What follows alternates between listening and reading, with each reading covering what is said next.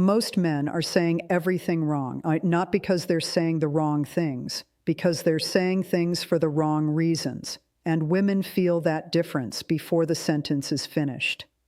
What we're covering today are 7 specific phrases rooted in Stoic philosophy and backed by attraction psychology that create genuine connection when said from a place of authentic character rather than performance.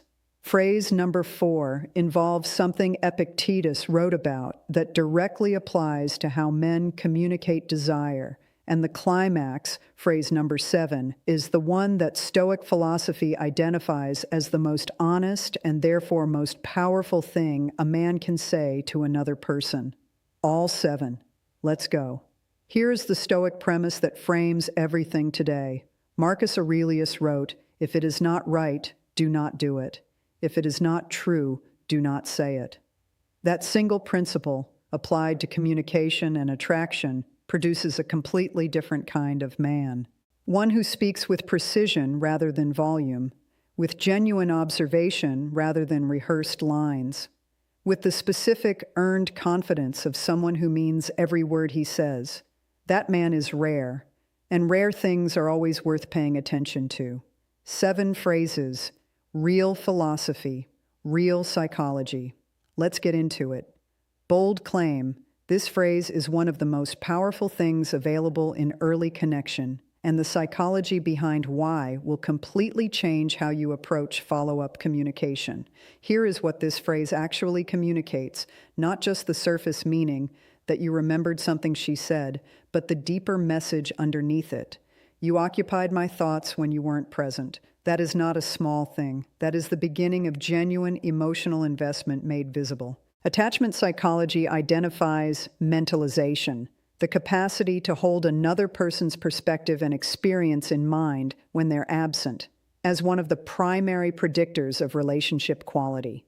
The person who thinks about you when you're gone, who processes what you said, who returns to your conversation internally, is the person who is genuinely invested. When you say, "I've been thinking about what you said," and mean it, and follow it with something specific, you prove 3 things simultaneously. You were listening when she spoke. You retained what she offered. You found it significant enough to continue processing after the conversation ended. That proof is worth more than any compliment about her appearance or any declaration of interest. Scenario: a man named David had coffee with a woman named Claire on a Tuesday. She had mentioned something about a difficult decision she was navigating, briefly, carefully, testing whether he was someone who could receive real information. 3 days later, David texted, "I've been thinking about what you said on Tuesday, about the decision you're facing. I don't have an answer, but I haven't stopped thinking about it." Claire read that message 4 times. She told her friend. He was still thinking about it. 3 days later, nobody does that. The Stoic dimension here is precise. Seneca wrote about the discipline of carrying others with you, of genuinely holding the lives and experiences of people you care about in your awareness, rather than treating interactions as isolated exchanges.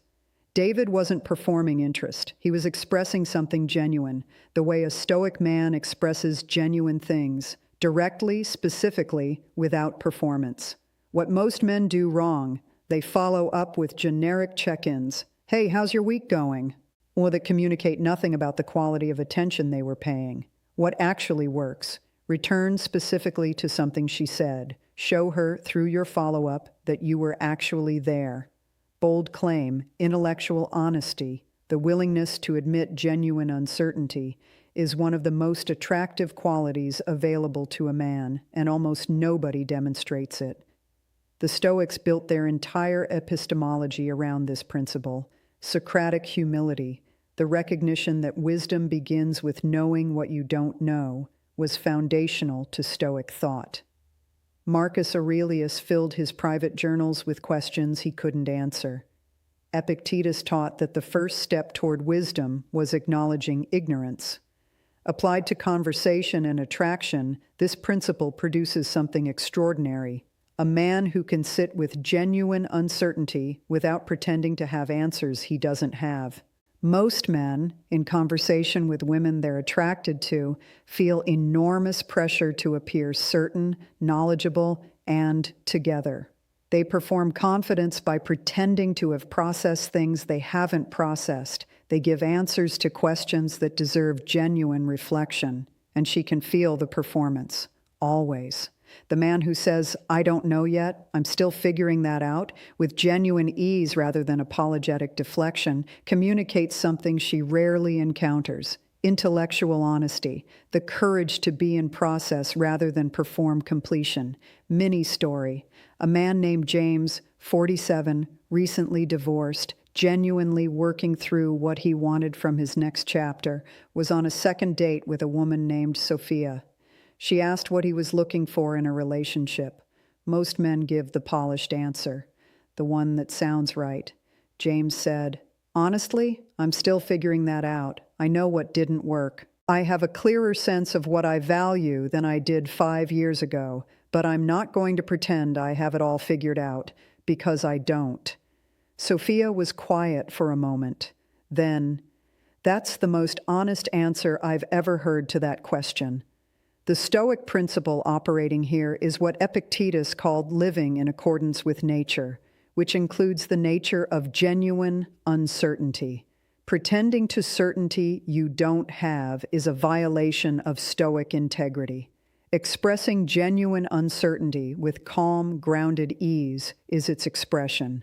Bold claim, 4 words, the most consistently underused 4 words in male conversation, and the ones that create more genuine intimacy than almost any other phrase available. The psychology here is straightforward and profound. Most conversations are exchanges of information, 2 people taking turns sharing their own experience or perspective. Genuine interest, the kind that asks for more rather than moving on to its own contribution, is so rare that encountering it feels remarkable. Tell me more about that signals complete, unhurried, genuine interest in the other person's experience. It says, "I'm not waiting for my turn. I want to understand yours more completely." The Stoic connection is the practice of epica, the suspension of judgment and the cultivation of genuine inquiry before forming conclusions. The Stoics were relentless askers of questions, not to perform interest, because genuine understanding requires it. Scenario: a woman named Elena mentioned something about her relationship with her mother, carefully, briefly, watching to see what he did with it. Most men would nod and move the conversation forward, or share a parallel story from their own life. A man named Marcus said, "Tell me more about that." And then, the crucial part, he actually listened, without interruption, without preparing his response, without making it about himself. Elena talked for 15 minutes. When she finished, she said, "I can't believe I just told you all of that." Marcus said, "I'm glad you did." That exchange, built entirely on 4 words and genuine attention, created more intimacy than a month of ordinary conversation would have produced. Bold claim: the ability to hold genuine disagreement with complete respect is one of the rarest and most attractive qualities available in human communication, and Epictetus identified it as central to Stoic character. Epictetus wrote, "Seek not that the things which happen should happen as you wish, but wish the things which happen to be as they are, and you will have a tranquil flow of life." Applied to disagreement, accept that other people's perspectives are genuinely different from yours, and find that difference interesting rather than threatening.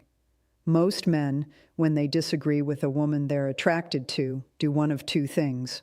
They cave immediately, changing their position to reduce conflict, which communicates that their opinions have no genuine foundation, or they become defensive and argumentative, communicating that their ego is more important than the connection.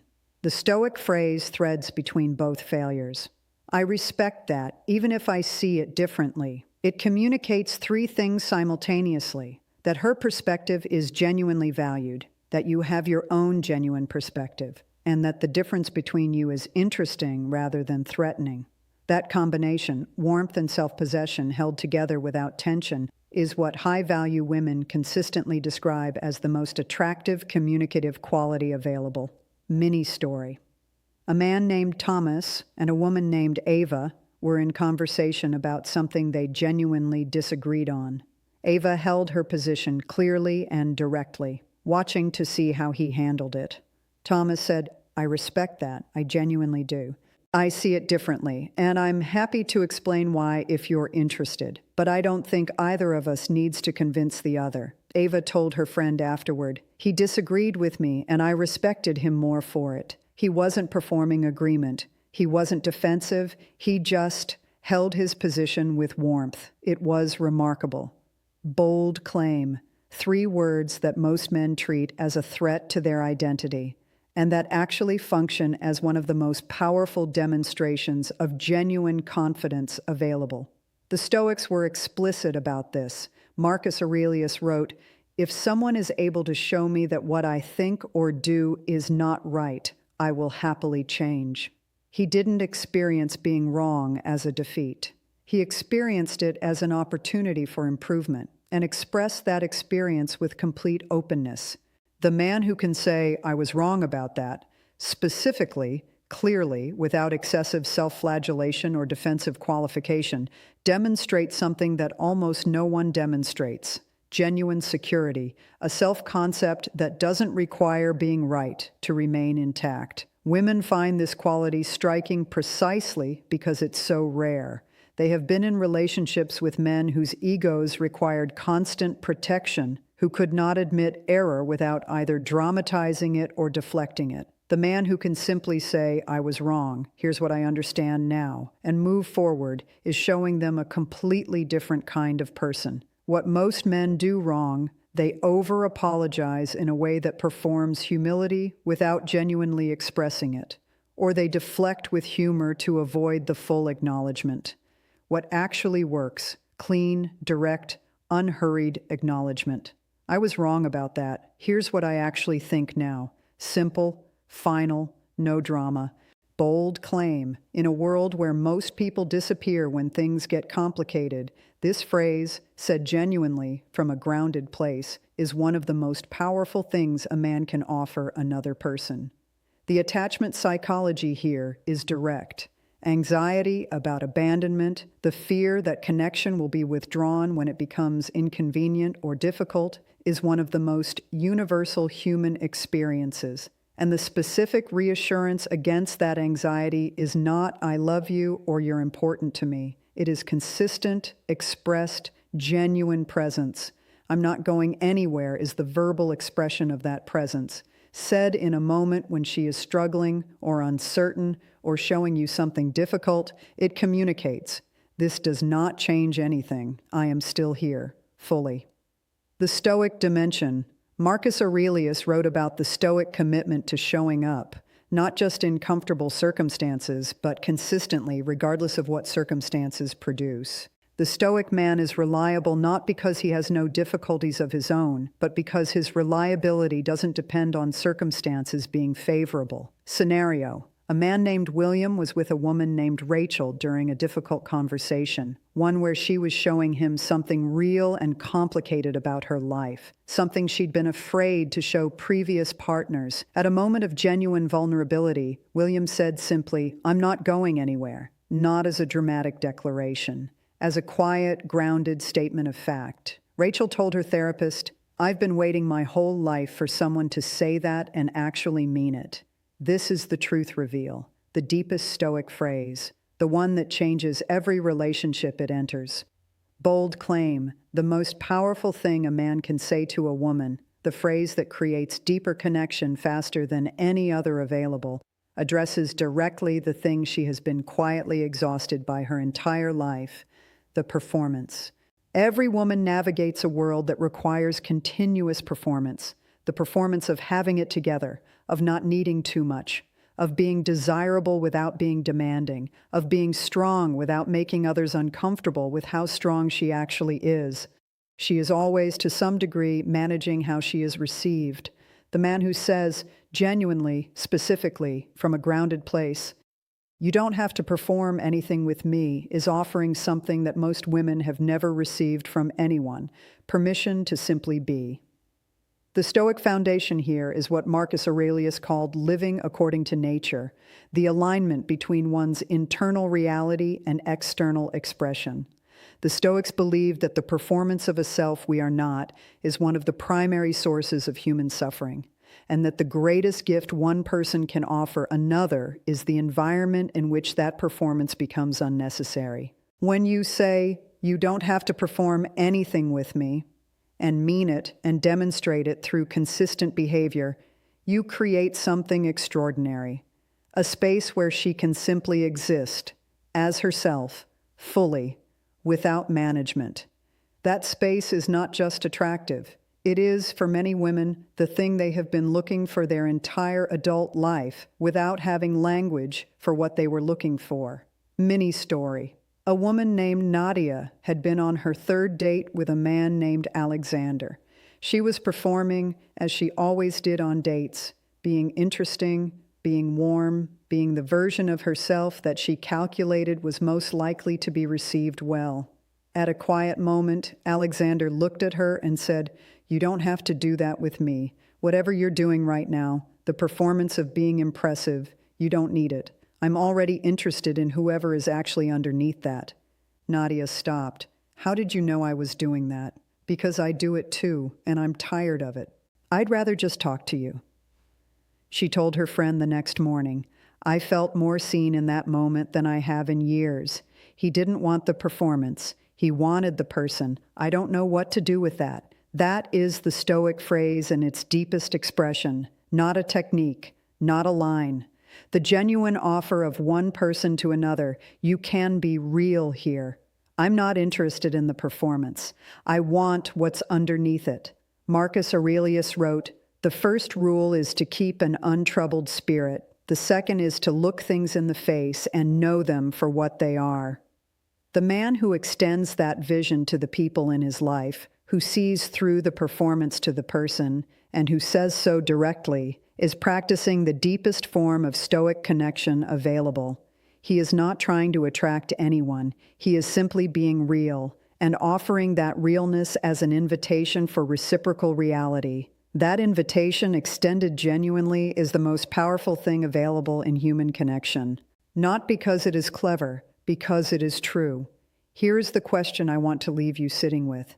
Of these 7 phrases, returning to what she said, admitting uncertainty, asking for more, respecting disagreement, acknowledging error, promising presence, releasing the performance, which one do you most need to say to someone in your life right now? Not someday, not when everything is perfect and the timing is right now.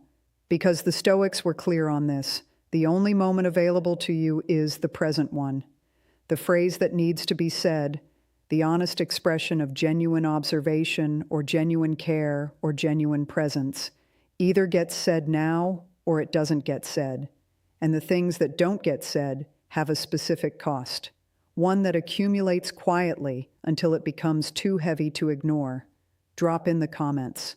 Which phrase hit closest to something you need to say, and to whom? I read every single one. And if today gave you something real, not just interesting, but genuinely worth carrying into your life, subscribe. Every week we bring this level of Stoic depth and psychological honesty to the questions that actually matter. See you in the next one.